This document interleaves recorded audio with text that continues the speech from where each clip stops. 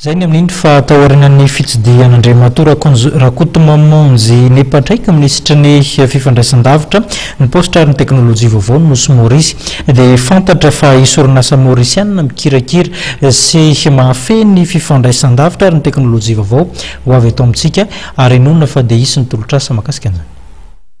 Mafaly amin'ny teny sahady amin'ny tanora satria zay ny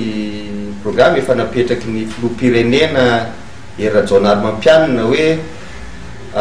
fanomezana asa ary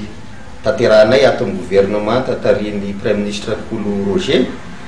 dia isy société zay mpanao call center efa misy ny call center eto amintsika fa tsy mbola tena miroborobo be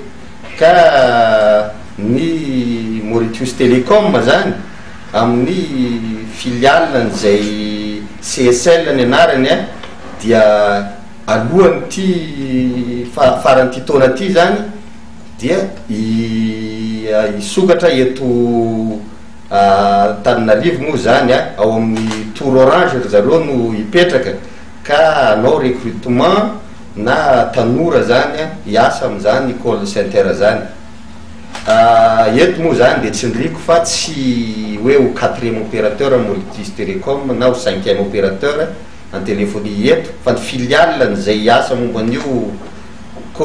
metraka ny call center io zany no ho apetrany eto. Ankoatr'izay ihany koa dia niona tamin'ny fitantana ny société Euro CRM zay anisany orinasa goavana momba ny call center zay ka misy zany coopération iarahana amin'ny zareo atao ato momba ny formation zany amin'ny tanora satria zavatra tena na taitra tany dia misy ankizy afaka baka entre 19-22 ans zay tsy mbola nivoaka ny Maurice mihitsy nefa rehefa mamaly amin'ireny call center reny dia tena